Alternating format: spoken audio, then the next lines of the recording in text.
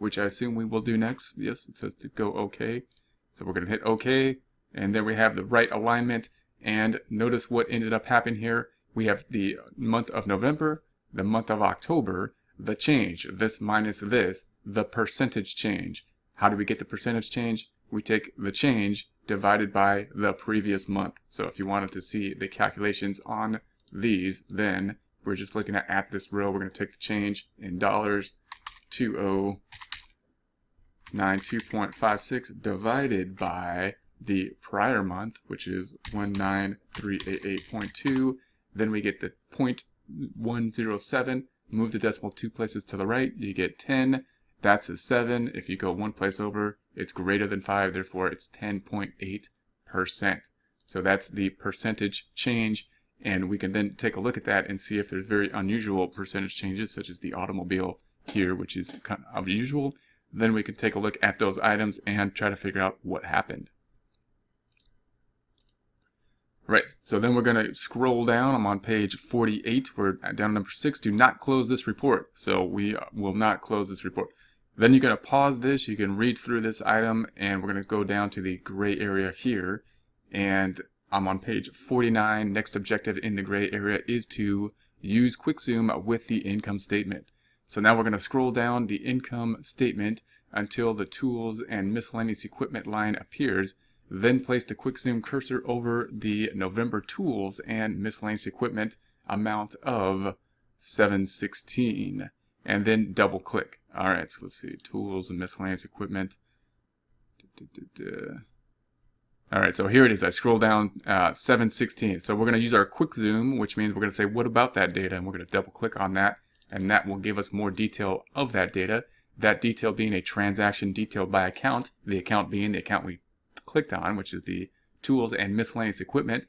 Gives us the activities in there by type, invoice, check, bill, credit card. It gives us the name, and it gives us the activity by date. In this case, it's sorted by date, and that is similar to our notion of the general ledger for this particular account, or kind of like the T account, the activity by date.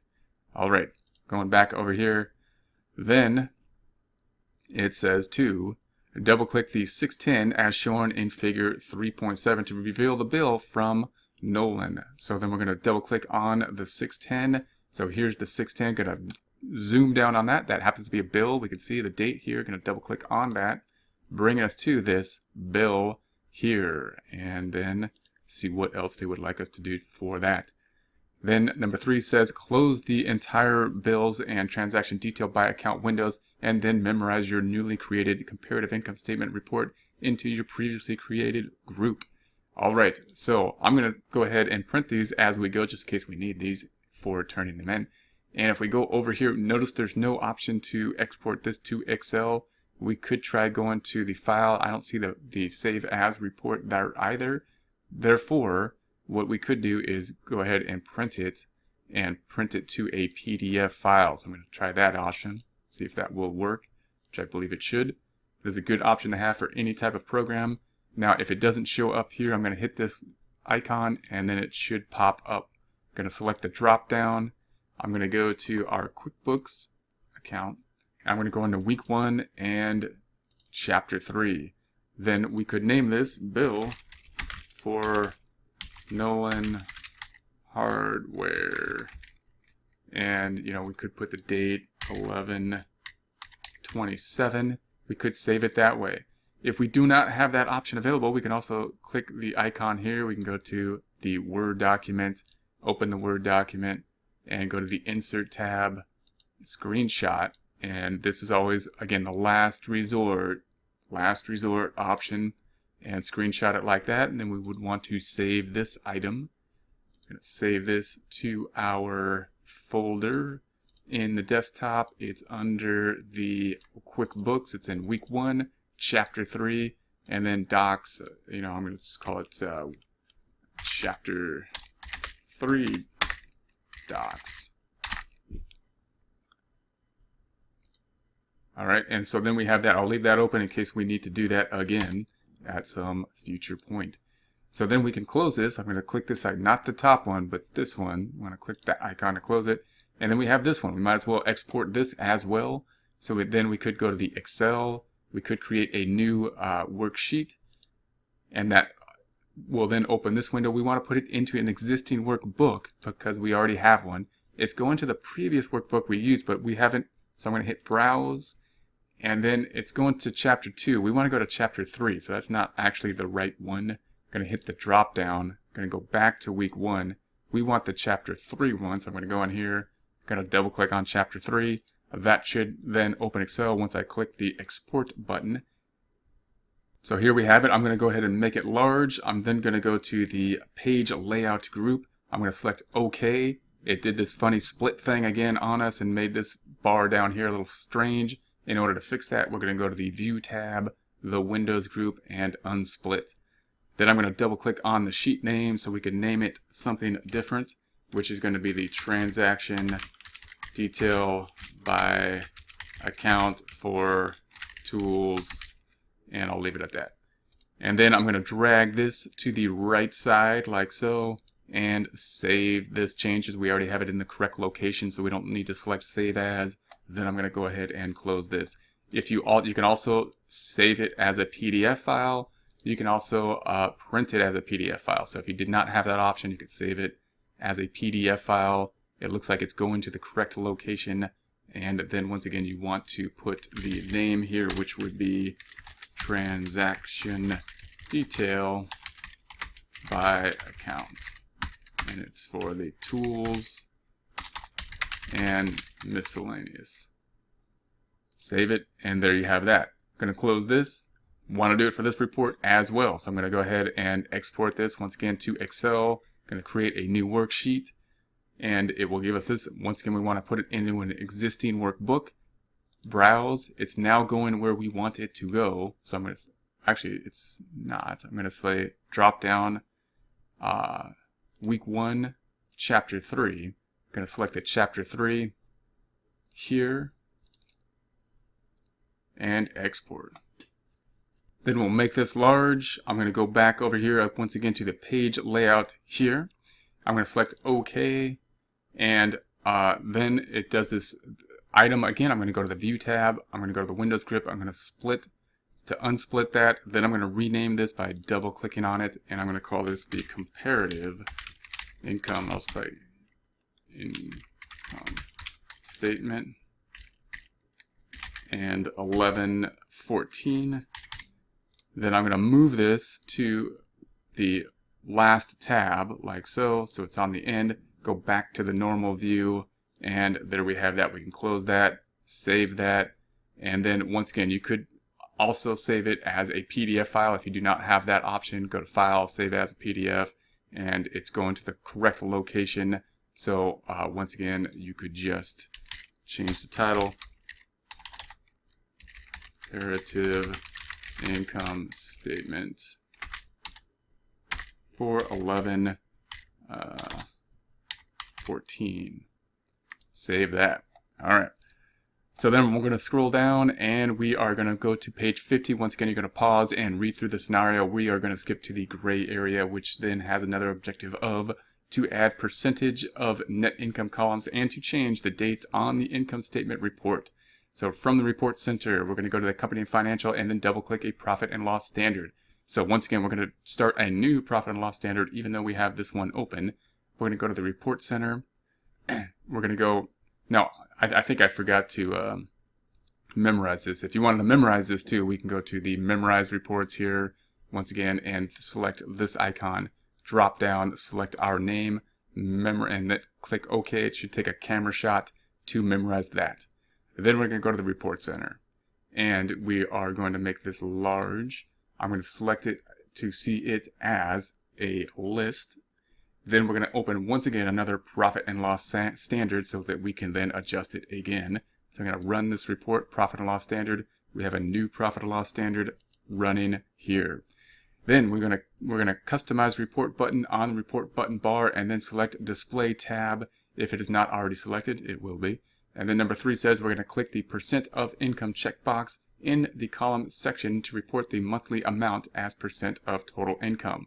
I'm going to keep going here, and we're going to actually make it look like this window, of course. Number 4 says we're going to click the From Edit box and then change it to 7-1. Then we're going to go to the To Edit box and change the date to 9/30. These two changes customize report so it reports on the months July through September only. So I'm going to change the date to 07/01 to 09/30. So I'm going to go to Customize.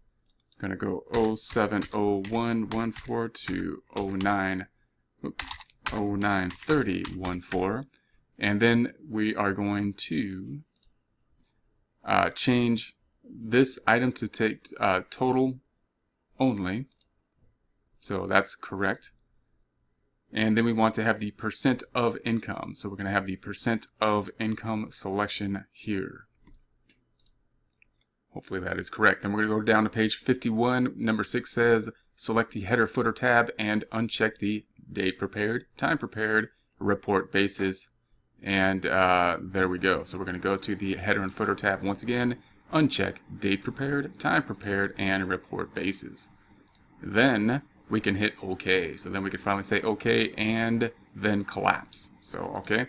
So we're going to say OK. Then we want to collapse. Collapse is located up here. So we're going to click that item, collapsing the report.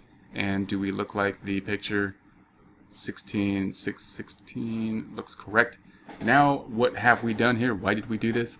We now have the percentages in comparison within this current year. In this case, of course, we're comparing the income compared to the total income here. If we wanted to see how we came up with that 93.4, we would then take this 15523.5 compared to the total income, which is 16616.78, and we come up with this.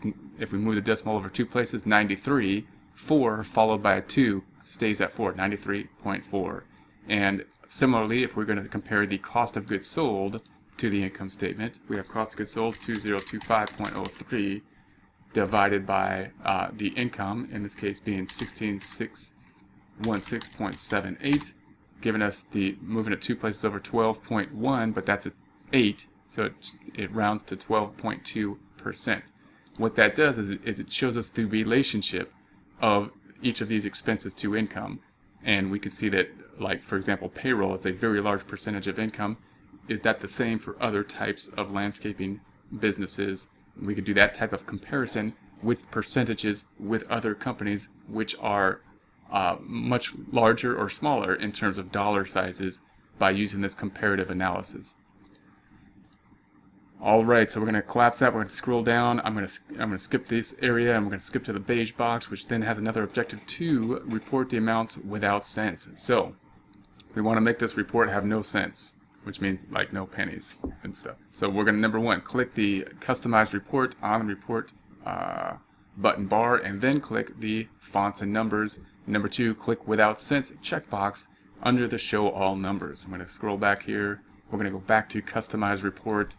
We are then going to go to the fonts and cents, and then we want this report to be without cents, meaning that it still has good information, but it doesn't have the pennies reported.